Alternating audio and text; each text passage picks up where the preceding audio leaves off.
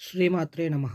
ఈ వీడియోలో మనం ధనుర్మాసంలో జరిగిన స్వామి అమ్మవార్ల పూజను దర్శిస్తూ ధనుర్మాస వ్రతం గురించి తెలుసుకుందాం.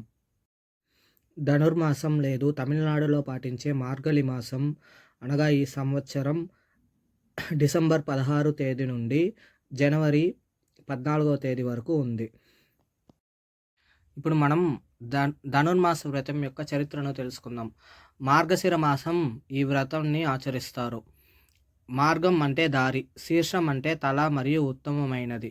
ఆ శ్రీమన్నారాయణుడు మనం ఈ వ్రతాన్ని ఆచరించడంచే మానవునికి సరైన దారి ఏదో దాన్ని తెలియజేస్తాడు. సాక్షాత్తు ఆ శ్రీ మహాలక్ష్మి స్వరూపమైన శ్రీ గోదాదేవి భూలోకంలో ఒక మానవ కన్యగా జన్మించింది. అనగా విష్ణు చిత్తుడు అనే పరమ భక్తుడికి స్వామివారి కృపచే తులసి వనంలో అమ్మవారు చిన్న బాలికగా కనబడుతుంది. ఆపై విష్ణుచిత్తుడు తన కూతురిలా భావించి అమ్మవారిని పెంచుకుంటారు. ఆపై అమ్మవారి వయసు ఎలా పెరుగుతుందో అలాగే అమ్మవారికి స్వామిపై ఉన్న ప్రేమ అంతలా పెరుగుతుంది. విష్ణుచిత్తుడు తమిళనాడులో ఉన్న శ్రీవెల్లిపుత్తూర్ స్వామి సన్నదిలో పుష్ప కైంకర్యం చేస్తూ తరిస్తూ ఉంటాడు. ఇక స్వామివారిపై ఉన్న ఆశతో 143 పాఠాలు రాసింది అమ్మవారు. అందులో 30 తిరుపావైగాను మరియు మిగిలిన 113 నాచియార్ తిరుమూలిగాను పిలువబడుతుంది. అతి ముఖ్యంగా ఈ ధనుర్మాస వ్రతంలో 30 తిరుపావై పాసురాలను పారాయణ చేయడం అతి ముఖ్యమైన ఘట్టం. ఇక శ్రీవల్లిపుత్తూరులో ఉన్న స్వామివారికి విష్ణు చిత్తుడు అల్లిన మాలలను అమ్మవారు తాను స్వయంగా ధరించి అక్కడ బావిలో తన నీడను చూసి స్వామివారికి ఎంత అందంగా ఉంటుంది ఈ పూలమాల అని భావించి తిరిగి స్వామివారికి ధరింపచేయడానికి ఆలయానికి పంపిస్తుంది. ఇక స్వామివారు కూడా అమ్మవారు పంపించిన మాలలను ధరించి ఆనందంగా ఉండేవారు. ఇక విష్ణు చిత్తుడికి నిజం తెలియజేయడానికి స్వామివారు ఒక లీలా నాటకం సృష్టిస్తారు. అక్కడ పరిపాలించే రాజుకి మర్యాదగా స్వామివారి మాలలను ప్రసాదంగా తీసుకెళ్ళి అందజేస్తారు. అందులో వెంట్రుకలు కనిపిస్తాయి. పూలమాల అందజేసే విష్ణుచిత్తుడును పిలిచి ఇది ఎలా జరిగింది, అపచారం కదా అని వివరిస్తే అప్పుడు ఇక అక్కడ రాజసభలో జరిగిన సంఘటనను విష్ణుచిత్తుడు గోదాదేవికి వివరించగా అమ్మవారు చేసే లీలా నాటకాన్ని తెలియజేస్తారు. అది విన్న విష్ణుచిత్తుడు అమ్మవారిపై ఆగ్రహించి ఇలా చేయడం తప్పు అనగా స్వామివారు ఎంతో ఆనందంగా స్వీకరిస్తున్నట్టు ఒక లీలానాటకం సృష్టించి గోదాదేవి రూపంలో ఉన్నది అమ్మవారే అని విష్ణుచిత్తుడికి అర్థమయ్యేలా తెలియజేస్తారు. ఇక ధనుర్మాస వ్రతం సాక్షాత్ ఆ గోదాదేవి పాటించారు. దేశంలోని అన్ని ఆలయాలలోనూ మార్గళి మాసంలో తెల్లవారుజామునే ఆలయాలు తెరిచి పూజలు జరుపుతారు. కలియుగ వైకుంఠమైన శ్రీ వెంకటేశ్వర స్వామి కొలువున్న తిరుమలలో ఈ 30 రోజులు స్వామివారికి సుప్రభాతం కాకుండా తిరుపావైని పాడి స్వామివారిని మేల్కొలుపుతారు. అలాగే తిరుమలలో ఏకాంత సేవలో భోగ శ్రీనివాసమూర్తికి రాత్రి ఏకాంత సేవ జరుపుతారు. కానీ ఈ 30 రోజులు ఆలయంలో ఉన్న శ్రీకృష్ణ స్వామి వారికి ఏకాంత సేవ జరుగుతుంది. సాక్షాత్ ఆ గోదాదేవి స్వామిని చేరడానికి ఈ ధనుర్మాస వ్రతం ఆచరించారు. అక్కడి నుండే ఇది ప్రారంభమైంది. ఇక గోదాదేవికి సూడి కొడుత సుడర్కొడి అని ఒక పేరు ఉంది. అనగా అమ్మవారు ధరించిన మాలలను స్వామివారికి ధరింపచేసింది అని అర్థం.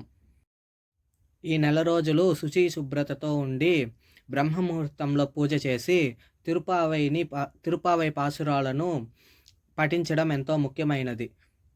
ఇప్పటి వరకు గోదాదేవి జననం మరియు స్వామివారి లీలా నాటకం ఇవన్నీ చూసాం కదా. ఇంకా వ్రతం ఎలా ఆచరించాలో చూద్దాం. ప్రతిరోజు బ్రహ్మముహూర్తంలో లేచి శుచి శుభ్రతతో స్నానం ఆచరించి ఒక ప్రత్యేక పీఠం లేదా మీ పూజ గదిలోనే ఒక పటాన్ని ఏర్పాటు చేసుకొని ఆ పటంలో శ్రీమన్నారాయణుడు తన సతీమణితో ఉండేలాగా ఒక పటాన్ని ఏర్పాటు చేసుకోవడం ముఖ్యం.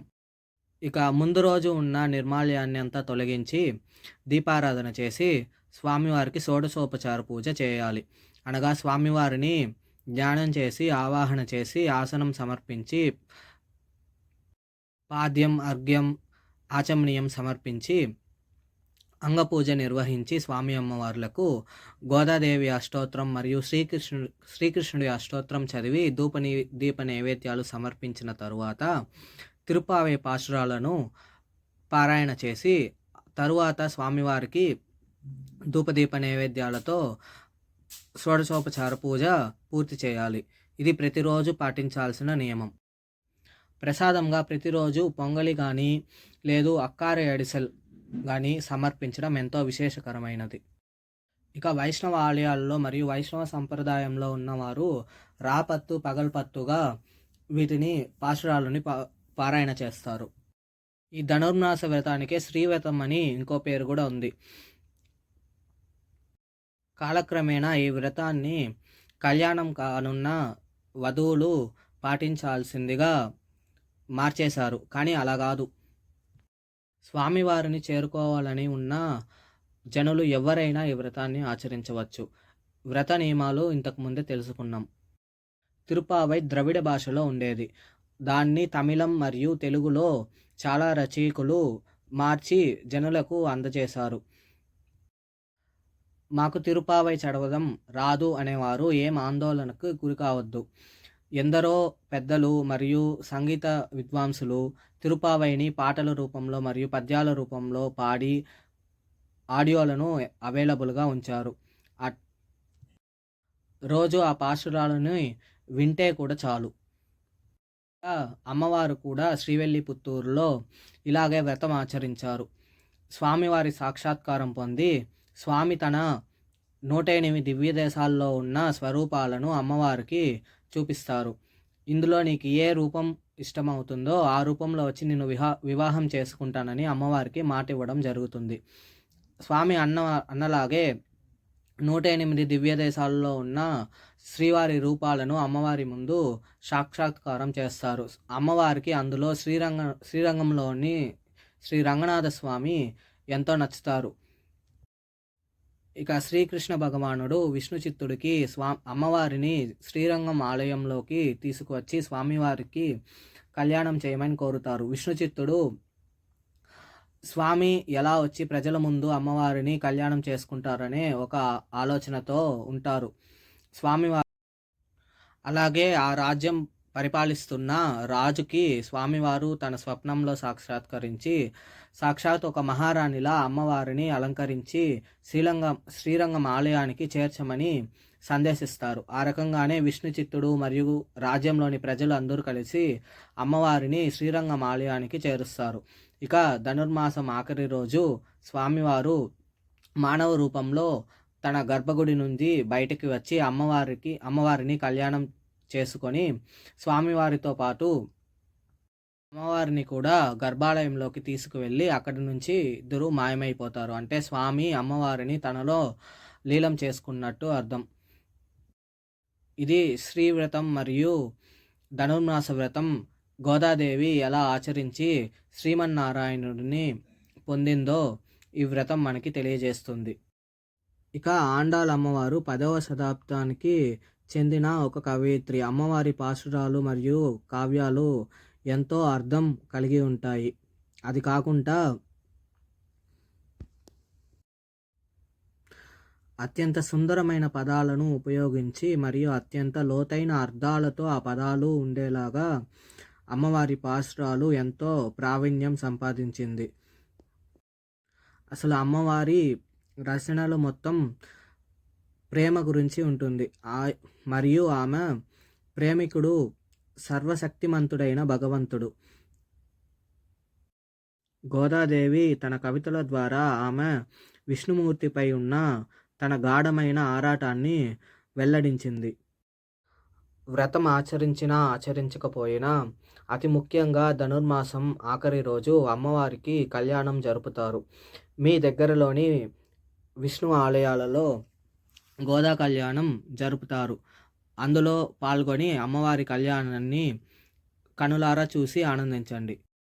ఇప్పటికీ శ్రీవెల్లిపుత్తూరు నుండి సాక్షాత్ శ్రీ వెంకటేశ్వర స్వామి కొలువైన తిరుమలకు అమ్మవారి పుష్పమాలలు మరియు చిలకలను బ్రహ్మోత్సవాలలో భాగంగా పల్లకి ఉత్సవంలో స్వామివారికి అలంకారం చేసి తిరుమాడి వీధి ఉత్సవం జరుపుతారు. అలాగే మదురైలో ఉన్న అలగర్ తన సోదరి అయిన శ్రీ మీనాక్షి అమ్మవారి కళ్యాణానికి విచ్చేస్తారు. ఈ సందర్భంలో స్వామివారు తిరిగి ఆలయం చేరేటప్పుడు గోదాదేవి దగ్గర నుండి మాలలు స్వామివారికి అందజేసి స్వామివారికి అది ధరింపచేస్తారు. సూడి కొడుత నాచియార్ అనే పేరుతో ఆ కాలంలో అమ్మవారు స్వామివారికి ఆ మాలలు ఎంత అందంగా ఉంటాయో తనకు అలంకరించి చూసుకొని స్వామివారికి ధరించేదో ఇప్పటికీ అమ్మవారి దగ్గర నుండి మాలలు స్వామివారి దగ్గరకు చేర్చి స్వామికి అలంకరించి ధూపదీప నైవేద్యాలు సమర్పిస్తారు. పావై నోంబు లేదా మార్గలి నోంబు అని కూడా పిలువబడే ఈ ధనుర్మాస వ్రతం యొక్క చరిత్ర 2000 సంవత్సరాల కంటే పురాతనమైనది. ఎన్నో గ్రంథాలలో దీన్ని ప్రస్తావించారు. ద్వాపర యుగంలో ఎంతోమంది గోపికలు శ్రీకృష్ణ భగవాన్ని చేరింది అందరికీ తెలిసిన విషయమే. ఆ సమయంలో వాళ్ళు స్వామిని చేరడానికి నారద మహాముని బృందావనంలో ఉన్న గోపికలకు కాత్యాయని వ్రతం చేయమని చెప్తారు. అందువల్లనే స్వామివారు బృందావనంలో గోపికలు ఆచరించిన వ్రతాన్ని మెచ్చి బృందావనంలో ఉన్న కష్టాలన్నిటినీ తొలగించారు. ఇక ఇంకో కథనం ప్రకారం, ఇంతకుముందే మనం విన్న స్వామివారి లీలా నాటకం ప్రకారం స్వామివారి తండ్రి గారు అయిన విష్ణు చిత్తుడు లేదా పెరియాల్వార్ అనే భక్తుడు అమ్మవారికి స్వామివారిపై ఉన్న ప్రేమను గుర్తించి ఈ వ్రతాన్ని ఆచరించి స్వామివారిని పొందమని సలహా ఇచ్చినట్టు ఉంది అని కూడా నమ్ముతారు.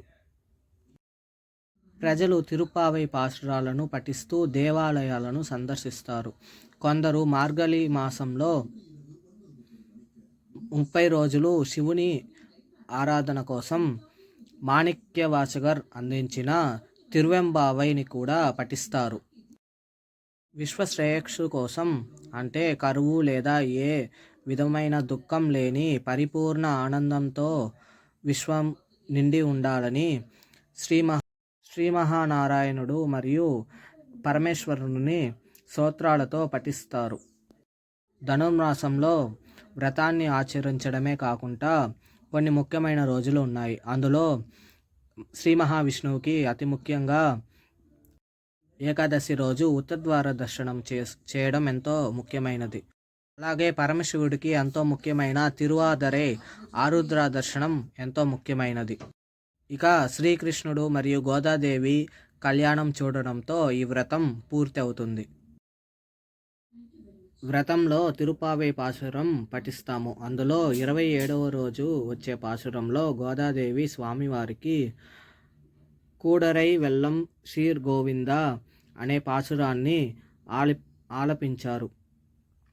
ఆండాళ్ అమ్మవారు తిరుమలంజేరిలో ఉన్న స్వామివారికి 108 గంగాళాలలో అక్కార అడిసల్ సమర్పిస్తానని మొక్కుకుంటారు. ఇక అమ్మవారు శ్రీరంగనాథునితో ఏకమవుతారు.